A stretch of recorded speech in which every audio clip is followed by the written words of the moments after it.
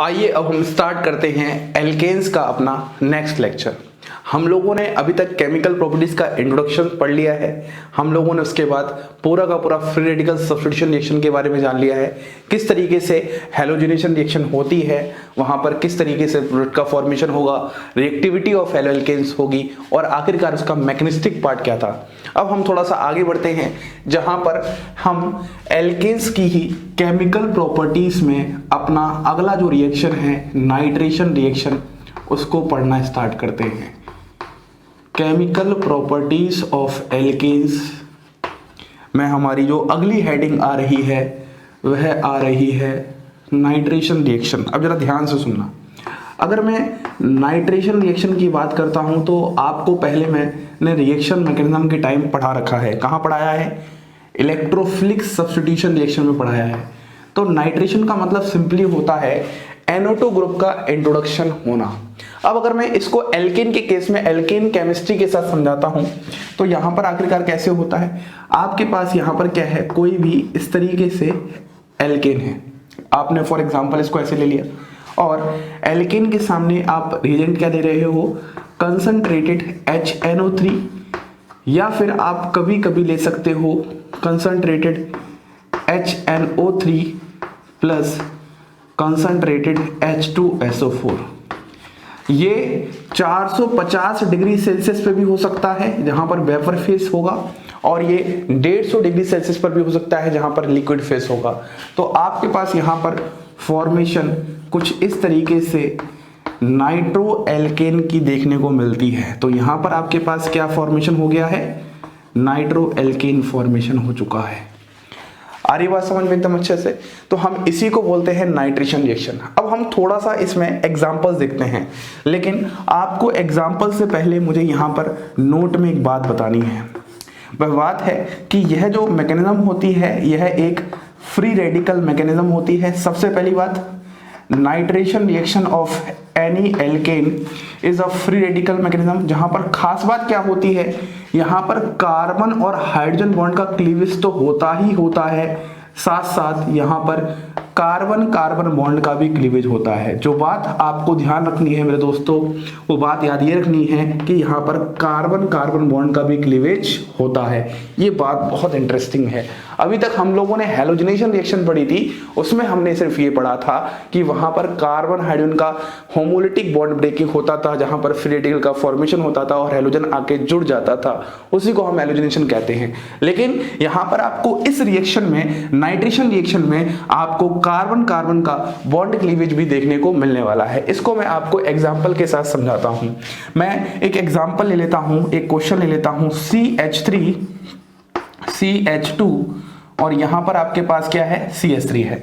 एक ऐसा क्वेश्चन है हमारे सामने और यहां पर हम रिएजेंट ले लेते हैं कंसंट्रेटेड HNO3 और यहां पर आपके पास टेम्परेचर मेंशन कर देते हैं 450 डिग्री सेल्सियस। ये बात तो पक्की है, ये हमारे पास एल्केन है, ये हमारे पास नाइट्रेटिंग एजेंट कह सकते हो आप। तो यहाँ पर नाइट्रेशन होने वाला है, लेकिन नाइट्रेशन किस तरीके से होगा, इसका प्रोडक्ट किस तरीके से फॉर्म होगा, ये एक इंटरेस्टिंग बात है। अब जरा ध्यान से सुनिएगा। सबसे पहले यहाँ पर आपको इसमें जितने भी डिफरेंट तरह के हाइड्रोजन दिख रहे हैं उसकी जगह आप H हटाओगे, NO2 लगाओगे। सबसे पहले आप बोलोगे सर मुझे एक तो डिफरेंट हाइड्रोजन यहाँ दिख रहा है, और आप बोलोगे सर एक तो मुझे डिफरेंट हाइड्रोजन यहाँ दिख रहा है। क्या आप सभी को दिख रहा है? इस वाले हाइड्रोजन को और इस वाले हाइड्रोजन को हम आइडेंटिकल कहेंगे। तो हम ये कह सकते हैं एक तो प्रोडक्ट का फॉर्मेशन हमारे पास कुछ ऐसा हो जाएगा, CH3 CH2 CH2 NO2। ये वाला हाइड्रोजन हटाओगे बाय होमोलिटिक बॉन्ड ब्रेकिंग, तो यहां पर डॉट का फॉर्मेशन होगा, मतलब फ्री रेडिकल का फॉर्मेशन होगा, तो सामने से आपके पास NO2 डॉट आके चिपक जाएगा। दूसरी जो पॉसिबिलिटी इसके आंसर की होगी, वो दूसरी पॉसिबिलिटी क्या हो सकती है, दूसरी पॉसिबिलिटी आपके पास होगी CH3 CH, यहाँ पर CH3 रहेगा ही रहेगा और यहाँ पर आ जाएगा NO2। इस बार आपके पास इस हाइड्रोजन पर NO2 लग जाएगा। मतलब ये जो हमने सबसे पहले आंसर बनाए हैं ये हमने हाइड्रोजन को हटाकर बनाए हैं। मतलब यहाँ पर हमने कार्बन हाइड्रोजन की बॉन्ड ब्रेकिंग करवाई है, जो कि आपको समझ में आ रही है। लेकिन अब आपका सवाल ये होगा, सर आपने बोला है यहाँ पर कार्बन हाइड्रोजन बॉन्ड के अलावा भी कार्बन कार्बन बॉन्ड क्लीवेज होता है, तो कार्बन कार्बन बॉन्ड क्लीवेज को मैं कैसे समझाऊंगा, जरा ध्यान से देखना। अगर मैं इस केमिस्ट्री को समझूंगा तो ये केमिस्ट्री मेरे पास कुछ ऐसी होगी, जरा ध्यान से देखो। अगर आप पूरे कंपाउंड में देख रहे हो तो आप इस कार्बन के बॉन्ड की ब्रेकिंग बात करोगे, इस कार्बन कार्बन के बॉन्ड की ब्रेकिंग बात करोगे। आप चाहे बॉन्ड यहां से ब्रेक करवाओ, आप चाहे बॉन्ड यहां से ब्रेक करवाओ, आपको रेडिकल आइडेंटिकल ही मिलने वाले हैं। मान लो हमने यहां से बॉन्ड ब्रेकिंग करवाया तो आपके पास क्या फॉर्मेशन हो चुका है, CH3CH2 डॉट प्लस यहां पर क्या बन गया है, CH3 डॉट, बस खत्म हो गया। अब इसके सामने आपके पास क्या आएगा, फिर से यही रिएजेंट आएगा और ये रिएजेंट अगर अटैक करेगा, जब ये रिएजेंट का आपके पास रेडिकल आके अटैक करेगा तो आपके पास प्रोडक्ट क्या बन जाएगा, एक तो बन जाएगा CH3CH2NO2 बन जाएगा और एक बन जाएगा CH3NO2। तो मेरे दोस्तों यहां पर आंसर 2 नहीं मिलता है, आंसर 4 मिलता है। फिर से सुनो, यहां पर आंसर 2 नहीं मिलता, यहां पर आंसर 4 मिलता है, क्योंकि नाइट्रेशन रिएक्शन ऑफ एल्केन में सिर्फ कार्बन हाइड्रोजन का बॉन्ड ब्रेकिंग नहीं होता, यहां पर कार्बन कार्बन का भी बॉन्ड ब्रेक होता है। फिर से सुनो, यहां पर कार्बन कार्बन का भी बॉन्ड ब्रेक होता है। उम्मीद करता हूं आपको ये स्टार्टिंग में समझ आ चुका है। मान लो अगर मैं एक एग्जांपल और लेता हूं आप लोगों के सामने, एग्जांपल हमारे पास कुछ ऐसा है, CH3CH2CH2 और यहां पर आपके पास क्या है, CH3 है। एक ऐसा एग्जांपल है 4 कार्बन एटम्स का, ब्यूटेन है हमारे पास और यहां पर हम ले लेते हैं concentrated HNO3 eight 450 degree Celsius, ये हम लोग ले लेते हैं। आ रही बात समझ में? अब बताइए इस वाले केस में क्या करोगे, तो आप बोलोगे सर यहां पर कार्बन हाइड्रोजन का तो बॉन्ड क्लीवेज होता ही होता है, आप तो यही बोलोगे सर यहां पर कार्बन हाइड्रोजन का बॉन्ड क्लीवेज होता ही होता है, लेकिन साथ में कार्बन कार्बन का भी बॉन्ड क्या होता है, क्लीवेज होता है। चलो देखना शुरू करते हैं। जब मैं यहां पर कार्बन हाइड्रोजन के बॉन्ड के क्लीवेज करवाऊंगा तो बताइए मेरे पास कितने तरह के डिफरेंट हाइड्रोजन दिखेंगे। एक तो आपको ये डिफरेंट दिख रहा है, एक आपको ये डिफरेंट दिख रहा है, और बताइए क्या ये भी डिफरेंट दिख रहा है, खुद देखिए फिर से समझिए, ये डिफरेंट है, ये इसके साथ सेम आ गया, ये डिफरेंट है, ये इसके साथ सेम आ गया, अब ये डिफरेंट नहीं है। तो अगर मैं सबसे पहले कार्बन हाइड्रोजन बॉन्ड क्लीवेज करवाऊंगा तो उससे क्या होगा, हमारे पास एक तो प्रोडक्ट का फॉर्मेशन ये हो जाएगा CH3CH2CH2NO2 आ जाएगा, यहां से H हटाओगे और एक आंसर आ जाएगा CH3CH3CH, यहां पर NO2 आ जाएगा और यहां पर आपके पास क्या रहेगा, CH3 होगा। एक तो आपके पास आंसर ये आएगा जहां पर 2 प्रोडक्ट का फॉर्मेशन होगा। लेकिन अगर मैं कार्बन कार्बन का बॉन्ड क्लीवेज करवाता हूं तो देखना यहां से कौन कौन से रेडिकल आएंगे। अगर मैं सबसे पहले यहां पर क्लीवेज करवाता हूं तो एक तो CH3 डॉट आया और एक ये वाला आया, लिखते जाइए साथ साथ नहीं तो कंफ्यूज हो जाओगे। एक तो आपके पास आ गया CH3CH2 डॉट, एक आपके पास आ गया CH3 डॉट। अब आप ऐसा भी तो करवा सकते हो कि यहां से आप बॉन्ड ब्रेक करवाओ, अलग अलग रेडिकल आएंगे, तो यहां से आपके पास इथाइल रेडिकल आने वाले हैं, और कितने इथाइल रेडिकल आने वाले हैं, यहां से आपके पास 2 इथाइल रेडिकल आने वाले हैं। तो टोटल आपके पास यहां पर कार्बन कार्बन बॉन्ड ब्रेक करवा के ये सभी रेडिकल आएंगे। अब आपके पास अगर यहां पर रिएजेंट आ जाएगा, यहां पर NO2 डॉट आ जाएगा, आप यूं कह सकते हो, क्योंकि जब हम इसका मैकेनिस्टिक पार्ट पढ़ेंगे तब मैं आपको अच्छे से समझाऊंगा। इसके मैकेनिस्टिक पार्ट में NO2 डॉट फ्री रेडिकल का फॉर्मेशन होता है जो कि फर्दर रिएक्शन दिखाता है। तो एक तो आंसर आपको यहां पर ये दिखेगा CH3CH2 और यहां पर क्या जाएगा, NO2 आ जाएगा। बोलिए समझ में आ रहा है? एक आंसर आपके पास यहां से ये आ जाएगा CH3NO2 और 2 मॉलिक्यूल आपके पास आ जाएंगे CH3CH2NO2। तो उम्मीद करता हूं आपको नाइट्रेशन ऑफ एल्केन्स बहुत अच्छे से समझ में आ चुका है। फिर से समझिए, यहां पर ये इसका रिएजेंट होता है जो आपको ध्यान में रखना है, और सबसे इंपॉर्टेंट बात जो आपको ध्यान रखनी है, इसको आप स्टार लगा लो जितने मर्जी चाहें, कि यहां पर कार्बन कार्बन का तो बॉन्ड क्लीवेज होकर फ्री रेडिकल का फॉर्मेशन होता ही है, लेकिन यहां पर इतनी ज्यादा एनर्जी रिलीज होती है कि उसकी वजह से कार्बन कार्बन का भी बॉन्ड ब्रेक हो जाता है, जिससे रेडिकल का फॉर्मेशन होता है। तो आइए अब हम इस रिएक्शन के मैकेनिस्टिक पार्ट को एक बार समझ लेते हैं, ताकि ये कॉन्सेप्ट्स हमें और अच्छे से समझ में आना शुरू हो जाए। तो आइए अब हम स्टार्ट करते हैं नाइट्रेशन रिएक्शन का मैकेनिज्म वाला पार्ट। अब अगर हम नाइट्रेशन का मैकेनिज्म वाला पार्ट देखते हैं तो हम सबसे पहले एक जनरल रिएक्शन लिख लेते हैं।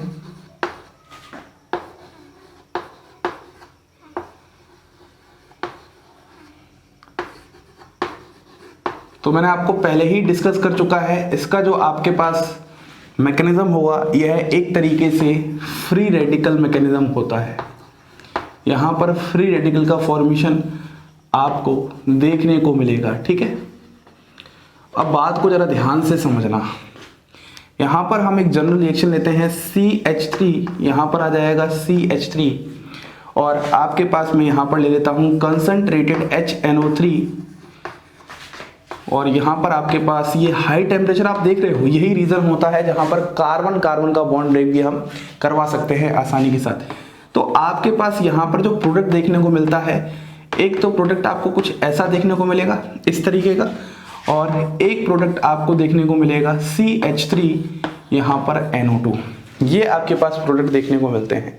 अब आइए हम इसके मैकेनिज्म वाले पार्ट को स्टार्ट करते हैं। देखो, आपको सबसे पहले एक बात बहुत अच्छे से याद रखनी पड़ेगी, जब भी हमारे पास कोई फ्री रेडिकल मैकेनिज्म होता है, फिर से सुनिए, जब भी हमारे पास कोई फ्री रेडिकल मैकेनिज्म होता है तो उसमें हमेशा कितने स्टेप होते हैं?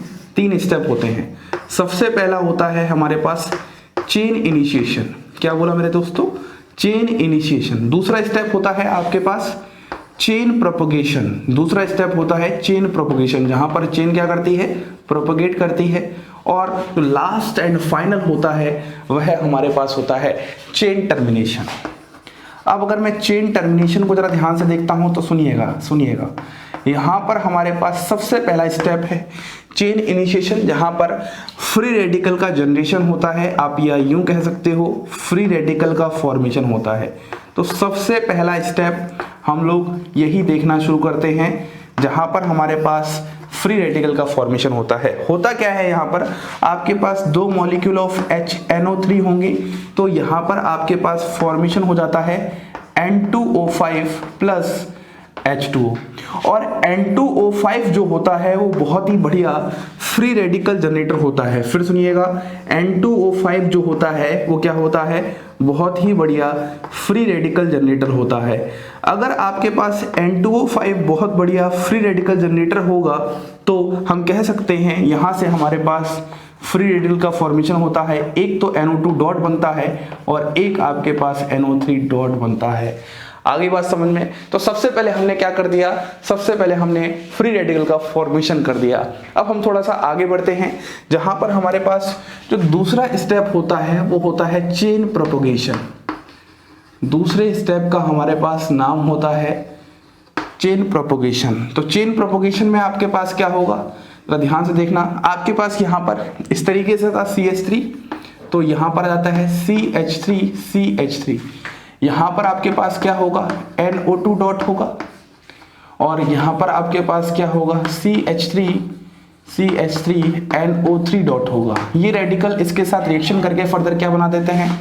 यहाँ से आपके पास बन जाएगा CH3 CH2 NO2, साथ में आ जाएगा HNO2। 2 molecule of NO2 dot आप ले लोगे, तो एक तो आपके पास क्या करेगा, यहाँ पर सबसे पहले फ्री रेडिकल का फॉर्मेशन करेगा, एक डॉट इस पे आएगा तो एक डॉट H पे आएगा, फिर H डॉट और NO2 डॉट मिलके HNO2 बना देंगे, और ये मिलके इसके साथ CH3 CH2 NO2 बना देगा। ऐसे ही यहाँ पर कहानी चलेगी, CH3 CH2 NO2 प्लस यहाँ पर साइड में HNO3 का फॉर्मेशन हो जाएगा। ये हमारे पास होता है चेन प्रोपोगेशन स्टेप। जो लास्ट स्टेप है वो सबसे ज़्यादा इंटरेस्टिंग है, और आप सोच भी रहे होंगे कि सर आपने ये वाला प्रोडक्ट तो बना दिया, लेकिन सर ये वाला जो प्रोडक्ट दिख रहा है CH3 NO2 वाला, ये हम कैसे बनाएंगे? तो ये हम चेन टर्मिनेशन में समझने की कोशिश करते हैं कि आखिरकार कहानी हमारे पास क्या चलती है। देखो, आपके पास जो NO2 होता है वो 2 फॉर्म में इस तरीके से एग्जिस्ट करता है। इस बात को आपको ध्यान रखना पड़ेगा। इक्विलिब्रियम में इस तरीके से आपके पास 2 फॉर्म में एग्जिस्ट करता है। अगर ये 2 फॉर्म में इस तरीके से एग्जिस्ट करेगा तो यहाँ पर कहानी कुछ ऐसी होती है, CH3 प्लस यहाँ पर आ जाता है ON double bond O dot, तो यहाँ पर आपके पास बॉन्ड बन जाती है CH3, फिर यहाँ पर आ जाएगा CH2, यहाँ पर आ जाएगा O, यहाँ पर आ जाएगा N डबल बॉन्ड O। ये वाला H डॉट हटके रेडिकल इसके साथ में आएगा। अब यहाँ पर इस वाले केस में क्या होने वाला है, ये कहानी आपके पास बहुत इंटरेस्टिंग कहानी है। तो अब इस वाले केस में क्या होने वाला है, आपके पास CH3 CH2 O N double bond O। यहाँ पर क्या होता है, इनके बीच में एक रेडिकल यहाँ जाएगा, एक रेडिकल यहाँ जाएगा, फिर से आपके पास NO2 डॉट बाहर निकल जाएगा, तो यहाँ पर आ जाएगा CH3CH2 O डॉट और यहाँ पर आ जाएगा आपके पास NO डॉट। इस वाले केस में क्या आ जाएगा, फिर ये वाला जो आ जाएगा आपके पास CH3CH2 यहाँ पर O डॉट। अब इस बार एक रेडिकल यहाँ आएगा और ये एक रेडिकल यहाँ जाएगा इसके डबल बॉन्ड बनाते हुए, तो आपके पास यहाँ पर आ जाएगा CH3 डॉट प्लस यहाँ पर आ जाएगा आपके पास CH2 डबल बॉन्ड हो। बस फाइनली आपके पास CH3 डॉट का फॉर्मेशन हो गया और आपने इसकी रिएक्शन NO2 डॉट के साथ करवा दी, तो आपके पास यहाँ पर CH3NO2 का फॉर्मेशन हो जाएगा। बोलिए, क्या आपको पूरा मैकेनिज्म वाला पार्ट एकदम अच्छे से समझ में आया? देखो, मैकेनिज्म में आपको साफ साफ समझ में आ रहा है। यहाँ पर आपके पास NO2 dot as a free radical है जो कि रिएक्शन करके आपके पास इस तरीके का प्रोडक्ट फॉर्म कर रहा है। और आपको मैं मैकेनिज्म में ये भी समझा पा रहा हूँ बहुत अच्छे से किस तरीके से कार्बन कार्बन बॉन्ड का ब्रेकेज करवा के, क्लीवेज करवा के हम लोग वहां पर रेडिकल का फॉर्म करके ये वाला प्रोडक्ट भी फॉर्म कर रहे हैं। तो नाइट्रेशन में एट लास्ट आपको याद कर रखना है, सबसे पहले इसका रिएजेंट और दूसरा यहाँ पर कार्बन हाइड्रोजन का तो बॉन्ड ब्रेकिंग करवाना ही करवाना है, लेकिन साथ साथ कार्बन कार्बन का बॉन्ड ब्रेक करवा के भी फ्री रेडिकल बना के आपको प्रोडक्ट बनाने हैं। अब इसके बाद जो हमारे पास अगली रिएक्शन है वो होती है सल्फोनेशन रिएक्शन। आइए शुरू करते हैं। तो आइए अब हम बात करते हैं अगली रिएक्शन जिसका नाम है हमारे पास सल्फोनेशन रिएक्शन। देखो, अगर हम सल्फोनेशन रिएक्शन की बात करते हैं तो सल्फोनेशन रिएक्शन में हमारे पास इंट्रोडक्शन ऑफ सल्फोनिक ग्रुप होता है। तो रिएक्शन कुछ ऐसी होगी, सबसे पहले RH प्लस यहाँ पर आप H2SO4 ले सकते हो प्लस SO3, ठीक है।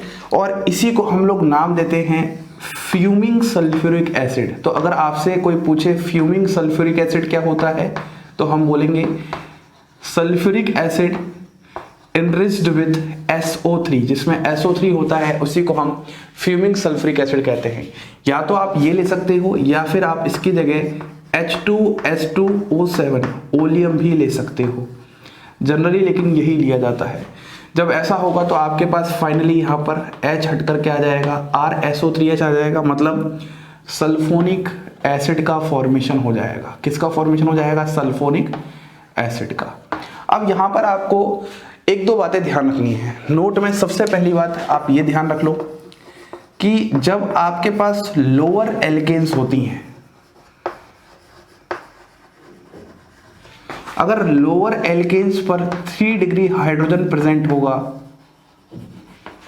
तभी वो क्या जाएंगी? सल्फोनेशन रिएक्शन में जाएंगी।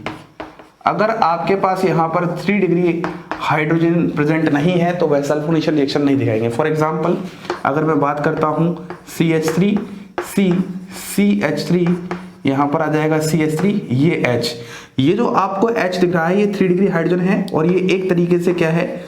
लोअर एल्केन है। तो जब लोअर एल्केन्स में 3 डिग्री हाइड्रोजन प्रेजेंट होता है तभी जाके वो रिएक्शन में जाती हैं। तो अगर आपके सामने यहाँ पर H2SO4 लोगे तो यहाँ पर आपके पास क्या फॉर्म हो जाएगा? CH3 CH3 और यहाँ पर आ जाएगा आपके पास क्या? SO3H। एक तो बात आपको ये याद रखनी है। दूसरी बात जो याद रखनी है कि जो आपके पास हायर एल्केन्स होती हैं, हायर एल्केन्स में आपके पास जो SO3H ग्रुप का इंट्रोडक्शन होता है वह इंट्रोडक्शन क्या होता है? सेकंड कार्बन एटम पर होता है, या फिर बोल सकते हो 2 डिग्री कार्बन एटम पर होता है। जैसे एग्जांपल देखते हैं तो CH3 है, CH2 है, CH2 है, CH2 है, CH2 है और यहाँ पर CH3 है, ये आपके पास प्रेजेंट है। तो इसका जब आप रिएक्शन करवाओगे SO3H के साथ या फिर आप बोल सकते हो H2SO4 के साथ, तो यहाँ पर आपके पास जो इंट्रोडक्शन ऑफ ग्रुप होगा CH3 CH2 CH2 CH2 CH और यहाँ पर CH3, इस वाली पोजीशन पर होता है। ये आपको दो बातें थोड़ी सी ध्यान रखनी है, ठीक है। अब अगर मैं इसके थोड़ा सा मैकेनिस्टिक पार्ट पे आता हूँ, मैकेनिज्म वाले पार्ट पे आता हूँ, तो बहुत ही सरल मैकेनिज्म है यहाँ पर। कैसे? यहाँ पर आपके पास RH है और यहाँ पर आप H2SO4 को इस तरीके से लिख सकते हो। तो सबसे पहले क्या हुआ होगा इस, या फिर आप सीधे क्या करो, सबसे पहले फ्री रेडिकल का फॉर्मेशन करवाओ, क्योंकि फ्री रेडिकल मैकेनिज्म है ये भी। तो यहाँ पर सबसे पहले फ्री रेडिकल का फॉर्मेशन होगा और जो कि आपको कुछ इस तरीके से देखने को मिलने वाला है। अब ये जो आपके पास रेडिकल फॉर्म हुआ है ये बहुत ही हाई एनर्जी रेडिकल होता है। अगर ये हाई एनर्जी रेडिकल है तो ये इसका मतलब रिएक्टिव भी बहुत ज़्यादा होगा। अगर रिएक्टिव भी बहुत ज़्यादा है तो जिसकी वजह से आपके पास क्या हो जाएगा, RH जो होगा उसके सामने जब OH डॉट आएगा तो यहाँ से R रेडिकल का फॉर्म हो जाएगा और वाटर क्या हो जाएगा बाहर। और फाइनली लास्ट स्टेप में R dot plus SO3H dot RSO3H का फॉर्मेशन हो जाएगा। इसमें एक खास बात आपको ध्यान रखना है। क्या खास बात ध्यान रखना है कि यहाँ पर अगर मैं रिएक्टिविटी ऑर्डर की बात करता हूँ, मैं पिछले वाले केस में बताना भूल गया, जो रिएक्टिविटी ऑर्डर मैं यहाँ बता रहा हूँ वही पिछले वाले केस में होगा। तो ये होता है 3 डिग्री, 2 डिग्री और 1 डिग्री। जहाँ पर जिस एल्केन पर आपके पास 3 डिग्री हाइड्रोजन प्रेजेंट है उसकी रिएक्टिविटी सबसे ज्यादा होगी, उसके बाद 2 डिग्री हाइड्रोजन जहां पर प्रेजेंट है, उसके बाद 1 डिग्री हाइड्रोजन जहां पर प्रेजेंट है। तो हम इसको ऐसे कह सकते हैं, एक्चुअली रिएक्टिविटी किस पर डिपेंड कर रहा है, ease of abstraction of hydrogen, ease of abstraction of hydrogen. जितना आसानी से वहां पे हाइड्रोजन एब्स्ट्रैक्ट आप करवा लोगे उतना आसानी से वहां पर क्या हो जाएगा, फॉर्म हो जाएगा रेडिकल। और जितना आसानी से रेडिकल फॉर्म होगा उतना ही ज्यादा आपके पास क्या होगा, रिएक्टिविटी ऑर्डर होगा। This is all about sulphonation reaction. अब इसी की जैसी एक और रिएक्शन आपको पढ़ने को मिलती है, क्लोरोसल्फोनेशन रिएक्शन। बस थोड़ा सा चेंज आ चुका है क्लोरो, क्योंकि यहाँ पर Cl ग्रुप भी आ जाता है। तो क्लोरोसल्फोनेशन रिएक्शन या फिर इसी ही रिएक्शन को हम लोग नाम दे देते हैं रीड्स रिएक्शन, रीड्स रिएक्शन। अब जरा ध्यान देखना, इसको हम दो तरीके से करवा सकते हैं। यदि हमारे पास एल्केन है तो दो रिएजेंट यूज कर सकते हैं। पहला तो रिएजेंट हम यूज कर सकते हैं HOSO2Cl और दूसरा यूज कर सकते हैं SO2 plus Cl2 plus HNu। इस तरीके से आप यहाँ पर रिएजेंट यूज कर सकते हो और दोनों से फाइनली जो प्रोडक्ट बनेंगे वो क्या बनेंगे, RSO2Cl। अब अगर मैं इसके मैकेनिज्म की बात करता हूं तो एज इट इज इसी की तरह मैकेनिज्म है। आप इसको यहां रखोगे तो यहां पर सबसे पहले OH डॉट बनेगा, SO2Cl डॉट बनेगा। ये OH डॉट बहुत हाई एनर्जी का होगा, इसका रेडिकल जनरेट करेगा। फिर ये रेडिकल जो R डॉट बना है वो SO2Cl डॉट के साथ रिएक्ट करके ये बना देगा। तो इस तरीके से आपको यहाँ पर ध्यान रखना है बहुत अच्छे से। बोलिए, कुछ कुछ बातें आपको समझ में आ चुकी हैं। तो this is all about sulphonation reaction and chlorosulphonation reaction. अब अगली रिएक्शन जो हम पढ़ते हैं उसका नाम होता है हमारे पास आइसोमराइजेशन रिएक्शन। तो आइए अब हम बात करते हैं अगली रिएक्शन जो हमारे पास है नाइट्रेशन सल्फोनेशन के बाद आइसोमराइजेशन। देखो, आपको नाम से ही समझ में आ रहा होगा, यहां पर जो प्रोडक्ट होगा उनमें क्या होगा, आइसोमर्स फॉर्म होंगे एक तरीके से। ठीक है, अब ये रिएक्शन होती कैसे है, तो हम यहां पर कोई भी जनरल एक एन एल्केन ले लेते हैं। N stand for normal alkane, और हम एन एल्केन के सामने क्या करवा देते हैं, AlCl3 का रिएक्शन करवा देते हैं हीटिंग के साथ, या फिर आप AlCl3 प्लस HCl के साथ भी हीटिंग करवा सकते हैं। तो यहां पर आपके पास क्या हो जाता है, ब्रांच्ड एल्केन, जिसको आप आइसोमर कहते हो, उस एल्केन का वह फॉर्म हो जाता है। अब इसमें आपको ध्यान क्या रखना है, देखो यहां पर जो ये एन एल्केन है ये कैसी है, अनब्रांच्ड एल्केन है। और अनब्रांच्ड जो एल्केन होती है उसको क्या किया गया है, उसको पुअर फ्यूल कंसिडर किया गया है। वहीं पर जब वह अनब्रांच्ड एल्केन आइसोमराइजेशन से ब्रांच्ड एल्केन में कन्वर्ट हो जाती है तो वहीं पर आपके पास उसको गुड फ्यूल कंसिडर किया जाता है। ठीक है, तो अगर इस रिएक्शन को मैं समझाऊं डिफरेंट एग्जांपल्स के साथ, तो एक्चुअली जो इनकी कहानी ही होती है वो कार्बन 4 से स्टार्ट होती है और ऑनवर्ड्स इसकी कहानी चलती है। ठीक है, तो सबसे पहले मैं ब्यूटेन का एग्जांपल लेता हूं, CH3 CH2, यहाँ पर फिर CH2 और यहाँ पर CH3, ये हमारे पास ब्यूटेन है। अगर मैं ब्यूटेन की रिएक्शन AlCl3 के साथ हीटिंग करवाता हूँ, और हीटिंग जनरली जो हम कंसिडर करते हैं वो 570 केल्विन करते हैं।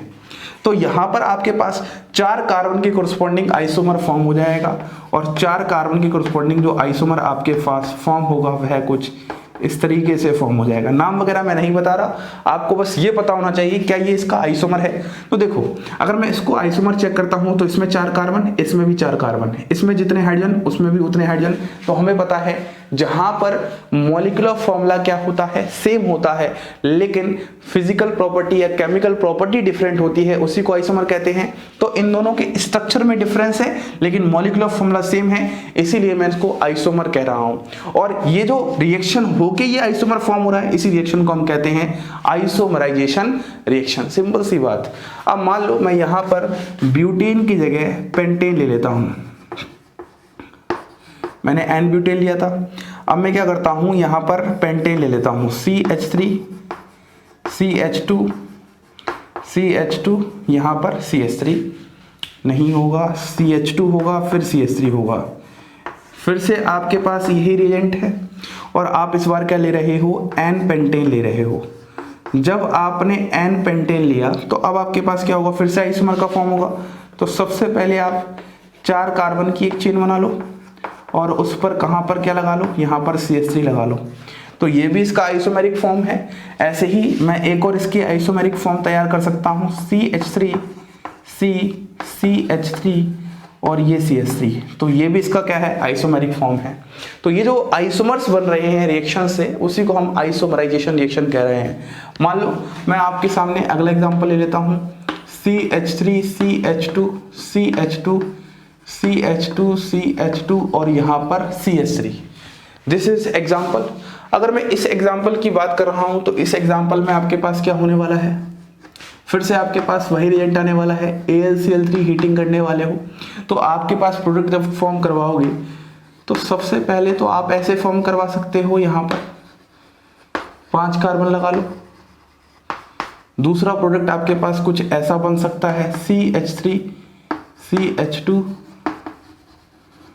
CH3 CH2 CH3, 1 2 3 4 5, हाँ ये आइसोमर्स हैं। और एक और पॉसिबिलिटी आ सकती है, CH3 CH CH3 CH, ये सब आपस में क्या है, आइसोमेरिक फॉर्म ऑफ इसके हैं। और ये आपके पास क्या है, एन हेक्सेन है। This is also an example of isomerisation reaction.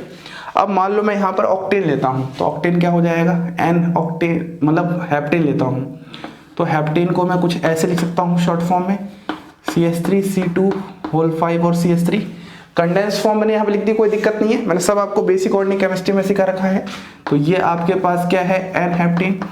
N heptane की कोरस्पॉन्डिंग जो आइसोमर बनता है वह आपके पास कुछ ऐसा बनेगा, CH3 CH CH3 CH3 CH3 और यहाँ पर CH3। इसका नाम होता है, थोड़ा सा ध्यान रखना, ट्रिप्टेन। कभी कभी क्वेश्चन आ जाते हैं, बताइए ट्रिप्टेन में आपके पास कितने 1 degree 2 degree 3 degree carbon atom है, कितने हाइड्रोजन है, ये सब ऐसे सवाल आते हैं, इसलिए थोड़ा सा याद रखना पड़ेगा। और एक लास्ट में हमारे पास, मान लो मैं यहाँ पर आपके पास एन ऑक्टेन ले लेता हूँ। ये आपके पास क्या है, एन ऑक्टेन है और इसके कोरस्पॉन्डिंग जो आपके पास बनता है वह कुछ ऐसा बनेगा, CH3 CH CH3 CH2 CH3 CH3 और CH3। इसको हम लोग नाम देते हैं आइसोऑक्टेन। सबसे पहले आपको इसको बहुत अच्छे से ध्यान रखना पड़ेगा। आइसोऑक्टेन नाम बहुत बार पूछा गया है कि बताइए आइसोऑक्टेन का स्ट्रक्चर क्या होता है, क्योंकि इसका स्ट्रक्चर, ये जो आइसो वर्ड आप लगा रहे हो उससे थोड़ा सा हट के आ रहा है मीनिंग, तो आइसोऑक्टेन ध्यान रखना है। अब आइसोऑक्टेन को ही हम एक तरीके से क्या कहते हैं, गुड फ्यूल की तरह कंसिडर करते हैं। देखो हमारे पास कोई भी जो फ्यूल होता है, उस फ्यूल में 2 बातें होंगी, या तो एक आइसोऑक्टेन होगा उसका और एक वहां पर क्या ले लेते हो आप, एन हेप्टेन ले लेते हो। अगर ये हमारे पास X% है तो ये हमारे पास क्या होगा, उस फ्यूल में 100 - X% होगा। सिंपल सी बात है। तो अगर मैं कहता हूं गुडनेस ऑफ फ्यूल, तो जो गुडनेस ऑफ फ्यूल है वो हमारे पास X% है और x% ही हमें बताता है ऑक्टेन नंबर। क्या बताता है? Octane number. अब सवाल आता है कि ऑक्टेन नंबर क्या होता है। देखो, अच्छा फ्यूल क्या होता है? अगर मैं आपसे एक डेफिनेशन करूं, what do you understand by good fuel या फिर गुडनेस ऑफ फ्यूल, आप अच्छे फ्यूल से क्या समझते हो? आप बोलोगे जो कम वॉल्यूम में ज्यादा एनर्जी दे दे। आप लकड़ी बहुत सारी जला लो, तब आप वहां से जो एनर्जी प्रोड्यूस करोगे, और अगर आप थोड़ा सा पेट्रोल ले लो, आप वहां से जो एनर्जी प्रोड्यूस करोगे, तो आप तो यही बोलोगे पेट्रोल का गुडनेस ऑफ फ्यूल या फिर ऑक्टेन नंबर ज्यादा है। तो वो जो ऑक्टेन नंबर है वो हमें इस तरीके से देखने को मिलता है। तो ये बात थोड़ी सी इससे रिलेटेड होती है। This is all about isomerisation reaction. इसमें ज्यादा कुछ खास नहीं है। एल्केन की केमिकल प्रॉपर्टीज में जो सबसे खास बात थी वो हैलोजनेशन रिएक्शन थी, जहां से क्वेश्चंस एग्जाम में बनते हैं। लेकिन फिर भी आपको आइडिया एटलीस्ट होना चाहिए।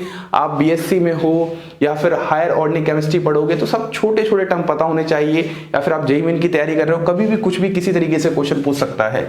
तो सबसे पहले रिएजेंट का आइडिया रखना, उसके बाद जितने आपको कार्बन दिख रहे हैं अनब्रांच्ड चेन में, उसी के कोरस्पॉन्डिंग आपको आइसोमर्स वहां पर फॉर्म करना है। इस लेक्चर में हम इतना ही पढ़ेंगे। नेक्स्ट लेक्चर में हम बात करते हैं एरोमेटाइजेशन रिएक्शन, पायरोलिसिस रिएक्शन और ऑक्सीडेशन रिएक्शन से रिलेटेड। इसी के साथ आप सभी लोगों को धन्यवाद।